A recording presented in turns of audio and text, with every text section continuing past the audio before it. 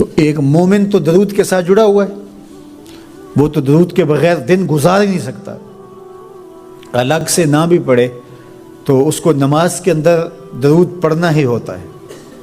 درود ابراہیمی تو نماز کا حصہ بنا دیا گیا اور اس کو کثرت کے ساتھ درود پڑھنے کی ترغیب دی گئی۔ تو درود ایک ایسا وظیفہ ہے کہ جو اپنی زندگی میں جتنا زیادہ شامل کر سکتے ہو اتنا زیادہ شامل کر لو۔ ویسے بھی درود پڑھنے سے بچوں میں تقدس پیدا ہوتا ہے، بچے پاک دامن رہیں، عفت مآب رہیں، ان کی طبع میں تقدس رہے۔ آپ چاہتے ہیں، ہر ماں باپ چاہتا ہے، اور پھر دور موجود کے اندر جو فتنے ہیں تو بہت ضروری ہے کہ ہماری اولادیں تقدس مآب رہیں، تو ان کو درود کی ترغیب دو، تو اس کا عملی نتیجہ یہی ہوگا کہ ان میں تقدس کا جوہر پیدا ہوگا اور ان کی عصمت کی حفاظت رہے گی۔ اور درود شریف پڑھنے والے بچے اور درود شریف نہ پڑھنے والے بچے دونوں کی عادات میں فرق ہوتا ہے۔ درود پڑھنے والوں کی طبع میں رقت، لطافت، نرمی، محبت، شفقت جیسے جذبات پیدا ہوتے ہیں۔ یہ درود شریف کا عملی نتیجہ ہے۔ بعض لوگوں کو شکایت ہوتی ہے کہ ہمارے بچے بڑے اکھڑ ہیں، بڑے تند مزاج ہیں، بڑے سخت گیر ہیں، تو اس کا علاج کیا ہے؟ تو اس کا علاج یہی ہے کہ ان کو درود کی تسبیح دو۔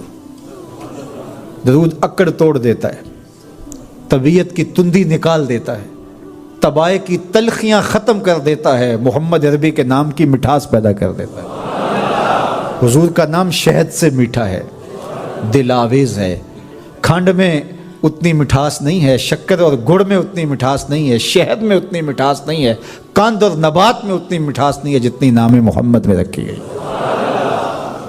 ان کا نام لبوں پر آئے، میٹھا میٹھا منہ ہو جائے، ان کے بول بہاروں جیسے اور اصحاب ستاروں جیسے، ان سا پیارا اور نہ کوئی، ان سے بچھڑ کے لکڑی روئی، جب وہ سیر کو جایا کرتے سر پہ بادل سایا کرتے۔ میرے شہر کے ایک پنجابی شاعر ہیں، انہوں نے تو قلم ہی توڑ دیا نا، تینوں سینے دی میں ٹھنڈ آکھاں، اگر آپ کا ذوق ہو تو، تینوں سینے دی میں ٹھنڈ آکھاں، شہد گلاب تے کھنڈ آکھاں، تینوں نبیاں دا میں لاڑا آکھاں، تیرے ہجر دے وچ میں ہاڑا آکھاں۔ تو ان کا نام ہی میٹھا ہے، دل آویز ہے۔ تو درود غصہ ختم کرتا ہے، طبیعت کی تلخی اور تندی مٹا دیتا ہے، اکھڑ پن ختم کرتا ہے۔ تو آپ اگر چاہیں کہ اولاد اکھڑ ہے تو ان کو کسی طرح درود پہ لے آئیں، درود کی تسبیح ان کے ہاتھ میں دے دیں، تو ان کی طبع میں نفاست بھی آئے گی، ان کی طبع میں لطافت بھی آئے گی، ان کی طبع میں رقت بھی آئے گی، ان کی طبع میں محبت بھی آئے گی، ان کی طبع کے اندر جو ہے وہ لیاقت بھی پیدا ہوگی۔ درود پڑھنے والا بچہ ذہنی استعداد میں درود نہ پڑھنے والے بچے سے بہتر ہوتا ہے۔ یہ بھی آپ تجربہ کر کے دیکھ لیں، دو بچے برابر ذہنی استعداد رکھتے ہوں اور ان میں سے ایک بچہ درود پڑھتا ہو اور ایک درود نہ پڑھتا ہو، تو درود پڑھنے والا بچہ آگے ہوگا۔ یہ درود کی برکتیں ہیں، یہ درود کی رحمتیں ہیں۔ تو درود کثرت سے پڑھنا اپنی اولاد کو سکھائیں گے۔ ہفتہ روزہ آپ محافل کا گھر میں انعقاد کر لیجئے اور اس میں صرف درود شریف پڑھ لیجئے، تو انشاءاللہ اس سے آپ دیکھیں گے کہ اولاد کو اس کا فرق پڑتا ہے۔ یہ تربیت کا ایک آسان نسخہ ہے اور یہ وہ وظیفہ ہے جس سے تھکن نہیں ہوتی، یہ وہ وظیفہ ہے جس سے طبیعت میں تلخی نہیں آتی۔ کہتے ہیں وظیفہ میں نے پڑھا ہے تو وظیفہ پڑھتے پڑھتے میری طبیعت میں یہ ہو گیا ہے، وہ بعض کہتے ہیں وظیفہ الٹ پڑ گیا ہے۔ بڑے وظیفے الٹ پڑھ سکتے ہیں لیکن درود الٹ نہیں پڑھتا، درود ہے ہی سیدھا، یہ الٹوں کو بھی سیدھا کر دیتا ہے۔ تو درود پڑھیں اور یہ منہ بھی میٹھا رکھے گا، یہ دل بھی ٹھنڈا رکھے گا، یہ دنیا بھی ٹھنڈی رکھے گا اور آخرت بھی ٹھنڈی کر دے گا۔ درود چراغ بھی ہے، درود کستوری بھی ہے، خوشبو بھی ہے، مہک بھی ہے، شہد بھی ہے، گلاب بھی ہے، کھنڈ بھی ہے، اور سینے کی ٹھنڈ بھی ہے۔ تو درود اپنی طبع کے اندر اچھی طرح سے راسخ کر لیں اور اپنی اولادوں کی طبع میں اس کو راسخ کریں۔ اس سے آپ عملاً دیکھیں گے، میں سالوں کی بات نہیں کرتا، اشروں مہینوں کے اندر آپ فرق پڑتا دیکھیں گے۔ میرے اور آپ کے آقا و مولا نے ارشاد فرمایا قیامت کے دن میرے سب سے قریب وہ ہوگا جو کثرت سے میرے اوپر درود پڑھنے والا ہوگا۔ تو یہ حضور کی قربت کا ضامن ہے درود۔ تو اس لیے اپنی اولاد کو حضور علیہ السلام پر درود پڑھنے کی ترغیب دو۔ بچپن میں ہی اپنے گھر کے اندر مجالس سے درود قائم کرو، روزانہ کی بنیاد پہ ہو تو بہت اچھا، نہیں تو ہر 8 دن کے بعد ایک دن ضرور متعین کر لیا جائے۔ جمعۃ المبارک کے دن کثرت کے ساتھ درود پڑھنے کی ترغیب دی گئی ہے اور فرمایا اس دن فرشتے حاضر ہوتے ہیں۔ درود ایک ایسا نہیں ہونا ہے تمہاری دعا بھی قبول ہو جائے گی، چونکہ اللہ تعالیٰ جل شانہ کی یہ شان نہیں ہے کہ بعض کو قبول کر لے اور بعض کو ترک کر دے۔ ہماری فقہ کا بھی مسئلہ ہے، اگر آپ نے کسی سے سودا لیا ہے، اس میں کوئی ردی چیز آ گئی اور کچھ صحیح آ گئی، اب یہ نہیں آپ کر سکتے کہ جو صحیح ہے وہ رکھ لیں اور ردی واپس کر دیں، یا تو وہ صحیح کے ساتھ ردی بھی قبول کرنا پڑے گی اور یا پھر جو ہے وہ صحیح بھی واپس کرنا پڑے گی۔ یہ نہیں ہوگا کہ مرضی کی رکھ لی اور مرضی کی واپس کر لی، یا سارا سودا قبول کرنا پڑے گا یا سارا سودا واپس کرنا پڑے گا۔ تو اللہ تعالیٰ جل شانہ کے حضور جب درود کے ساتھ دعا مانگی جائے تو پھر اللہ تعالیٰ جل شانہ اس دعا کو چھانٹ کے الگ نہیں کرتا کہ میں نے یہ نہیں قبول کرنی، درود کے ساتھ جو مانگی ہوئی دعا ہے اللہ وہ بھی مستجاب فرما لیتا ہے، وہ بھی قبول فرما لیتا ہے۔ درود پاک وہ برکت عمل ہے، کمال ہے، تو پھر جی نہیں چاہتا کہ پڑھو صلو علیہ وآلہ، یعنی پھر دل اچھلتا ہے، روح پکارتی ہے، جو اتنی خوبیوں کا منبع و مصدر ہے، اتنے کمالات کا جامع ہے، جس کے دم سے اندھیرے چھٹ گئے، جس کے دم سے کائنات میں اجالے پھیل گئے، تو پھر کیوں جی نہیں چاہتا کہ اس نبی پر درود پڑھا جائے؟ صلو علیہ وآلہ، آؤ اس نبی پہ درود پڑھو، اس نبی پہ سلام پڑھو، اس نبی پہ بھی درود پڑھو، اس کی آل پہ بھی درود پڑھو۔ بلغ العلا بکمالہ کشف الدجی بجمالہ حسنت جمیع خصالہ صلو علیہ وآلہ۔ میں درود شریف کے عنوان سے اپنی گفتگو کو ختم کروں اور امام بوصیری کا ذکر نہ کروں تو یہ ناانصافی ہوگی۔ حضرت امام بوصیری فالق زدہ ہے، ساری زندگی بادشاہوں کے قصیدے لکھے، ساری زندگی بادشاہوں کی کہانیاں بیان کی ہیں، ان سے اعزازات پائے ہیں، تکریمات پائی ہیں، لیکن عمر کا آخری حصہ آیا، جسم فالق زدہ ہو گیا، سارے چھوڑ گئے۔ تنہائی، بیماری اور غربت، یہ 3 چیزیں اگر اکٹھی ہو جائیں تو ان کو کاٹنا بڑی قیامت ہوتی ہے۔ تنہائی، غربت اور بیماری، یہ تینوں اکٹھی آ گئی حضرت امام بوصیری پہ۔ صحت مند کے سارے گھاؤ ہوتے ہیں، بیمار پڑ گئے تو کوئی پوچھتا ہی نہیں۔ ایک دن خیال آیا ساری زندگی شہنشاہوں کے قصیدے لکھے، آج اس کا قصیدہ نہ لکھوں جو کائنات کا دولہ ہے۔ اللہ اکبر، قلم پکڑا پھر حضور کا قصیدہ لکھا۔ یہ قصیدہ بردہ شریف مکمل کیا۔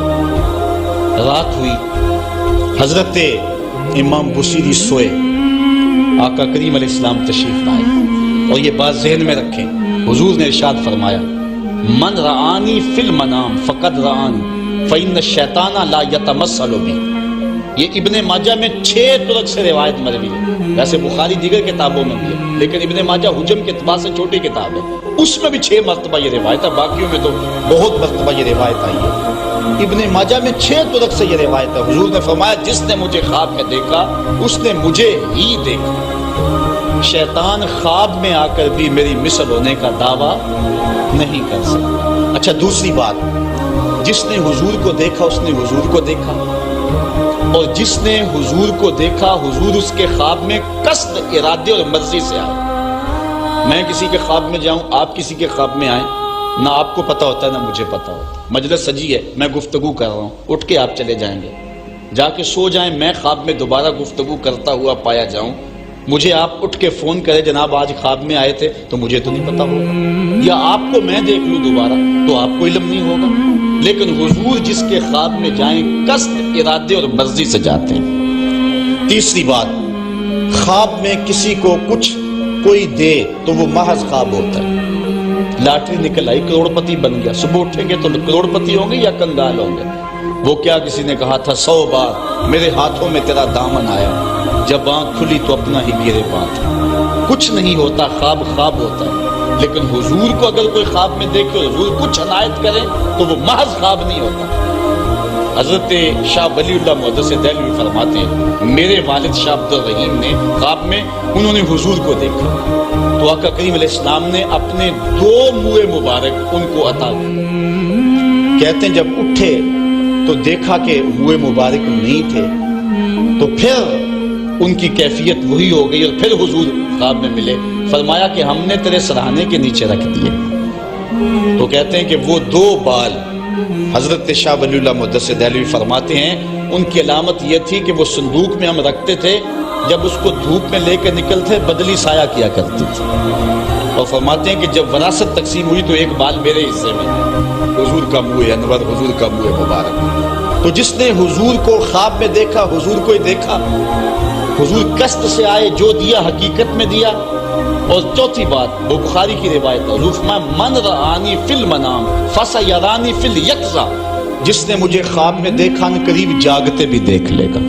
شارحین لکھتے ہیں ساری زندگی نہ دیکھ سکا، جب روح نکل رہی ہوگی رخ محبوب سامنے ہوگا، اور اگر اس وقت حضور کا دیدار ہو جائے تو چاہیے بھی کیا، سوکھا نکلے سا ظہوری جے ویخ لواں مکھ تیرا۔ اگر اس وقت حضور کا دیدار ہو جائے تو اور کیا چاہیے۔ تو حضرت امام بوصیری کہتے ہیں کہ میں سویا مقدر جاگا، حضور تشریف لایا۔ فرمایا بوصیری جو قصیدہ لکھا ہے وہ سناؤ تو صحیح۔ تو انہوں نے وہ مشہور قصیدہ مولا یصلی وسلم دائماً ابد، وہ قصیدہ حضور کی خدمت میں پیش کیا۔ تو آقا کریم علیہ السلام نے اپنا دست شفا ان کے بدن پہ پھیرا اور حضور نے اپنی چادر اتار کر کے حضرت امام بوصیری کو دے دی۔ بردہ عربی میں کہتے ہیں جو ہے وہ چادر کو، اسی لیے اس قصیدے کو قصیدہ بردہ کہتے ہیں، وہ قصیدہ جس کی جزا میں چادر عنایت ہوئی تھی۔ حضرت امام بوصیری جب اٹھے تو بالکل ٹھیک تھے، چادر اوڑی اور مسجد میں نماز پڑھنے کے لیے جا رہے ہیں۔ راستے میں ایک درویش کھڑا تھا، کہا بوصیری رات والا قصیدہ تو سناؤ جو تم نے لکھا ہے۔ حضرت بوصیری کہتے ہیں میں نے لکھا تھا اور کسی کو پتہ نہیں تھا۔ میں نے کہا کون سا قصیدہ؟ کہنے لگے بھولے نہ بنو جو حضور کو سنایا تھا۔ کہنے لگے کہ میں نے کہا کہ تجھے کیسے پتہ ہے؟ کہا بتاؤں یہ چادر کون سی ہے؟ اللہ اکبر! تو امام بوصیری رحمت اللہ تعالی علیہ نے حضور علیہ السلام پر یہ درود لکھا مولا یصلی وسلم دائماً ابدا، اور یہ جزا پائی۔ حضرت سید محمد بن سلیمان رحمت اللہ تعالی علیہ ایک بزرگ گزرے ہیں، یہ 708 ہجری میں پیدا ہوئے تھے۔ کہتے ہیں کہ میں ایک دن کسی بستی سے گزر رہا تھا اور وہاں ایک کنواں تھا، اس کا پانی تھوڑا سا نیچے تھا اور میرے پاس کوئی چیز نہیں تھی جس سے میں ڈول ڈال کر کے وہ پانی نکال سکوں۔ میں متحیر کھڑا تھا، ساتھ ہی ایک شکستہ سا کچا سا مکان تھا، اس مکان کے اوپر ایک چھوٹی عمر کی لڑکی کھڑی تھی۔ مجھے کہنے لگی کہ آپ پریشان ہیں؟ میں نے کہا ہاں بیٹے، مجھے پریشانی یہ ہے کہ میں نے وضو کرنا ہے اور نماز پڑھنی ہے اور وقت جا رہا ہے اور یہ پانی بہت نیچے ہے، اگر تم کچھ میری مدد کر سکتی ہو تو ضرور کرو۔ وہ چھت سے نیچے آئی اور اس نے آ کے اپنا لعاب اس کنویں میں پھینکا۔ حضرت شیخ سید محمد بن سلیمان فرماتے ہیں کہ میں نے دیکھا کہ یکا یک کنویں کا پانی اچھل کے کناروں تک آ گیا اور بہنے لگا۔ میں نے جلدی سے وضو کیا اور پھر میں نے اس لڑکی کو کہا میں تجھے اللہ کا واسطہ دیتا ہوں، تو مجھے بتا کہ تیرے پاس ہے کیا کہ تیرے لب کے ڈالنے سے یہ پانی اچھل کے اوپر آ گیا۔ تو اس لڑکی نے مجھے کہا کہ یہ جو مرتبہ مجھے ملا ہے بے کثرت الصلاۃ علی من کان اذا مشى فی البر تعلقت الوحوش باذیالہ، یہ مرتبہ میں اس پر درود پڑھ کے حاصل کیا ہے جب وہ جنگل سے گزرتے تھے تو جو جانور تھے قدموں سے لپٹ جاتے تھے، میں ان پر درود پڑھنے کی برکت سے جو ہے وہ یہ مرتبہ حاصل کیا ہے۔ حضرت سید محمد بن سلیمان کہتے ہیں کہ پھر میں نے ارادہ کر لیا کہ میں ساری زندگی حضور علیہ السلام پر درود پڑھتے ہوئے اور درود لکھتے ہوئے گزاروں گا۔ پھر انہوں نے مشہور زمانہ کتاب جس کو اہل علم اور اہل تصوف دلائل الخیرات کے نام سے جانتے، جس کی متعدد شروحات میں لکھی گئی، وہ کتاب انہوں نے تصنیف کی۔ اور اس کتاب کی خصوصیت یہ ہے کہ جو شخص اس کتاب کو باقاعدگی کے ساتھ پڑھے اس کو حضور کا دیدار نصیب ہوتا ہے۔ اور اس کتاب کو پڑھنے والے، میں نے ایک روایت میں پڑھا ہے کہ جو شخص حضور علیہ السلام پر کثرت سے درود پڑھے، اللہ تعالیٰ اس درود کی برکت سے اسے تو نوازتا ہے، اس کی اولاد کو اور اس کی اولاد کی اولاد کو، یعنی اس کی نسلوں کو بھی ثواب دیتا ہے۔ تو حضرت سید محمد بن سلیمان نے یہ کتاب لکھ کر کے درود کی زمانے پر احسان کیا، اور آج تک بالخصوص علماء روم کا عمل اس کے اوپر جو ہے وہ کثرت کے ساتھ ہے۔ لیکن یہاں بھی جو ہے وہ ہمارے بر صغیر پاک و ہند میں بھی دلائل الخیرات پر لوگوں کے بہت زیادہ عمل ہے۔ میرے والد گرامی اللہ ان کی قبر پہ کروڑوں رحمت نازل فرمائے، انہوں نے 37 سال تک بلا ناغہ دلائل الخیرات کا وظیفہ کیا، اور یہ جو کچھ بھی ہے وہ کیا کسی نے کہا تھا میں جو کچھ بھی ہوں ان کی توجہ کا روح ہوں، میری زندگی تیرے پیار کا انعام ہی تو ہے۔ تو یہ سارا فیضان یہ درود شریف کا فیضان ہے جو دروس قرآن کی صورت میں آپ دیکھ رہے ہیں۔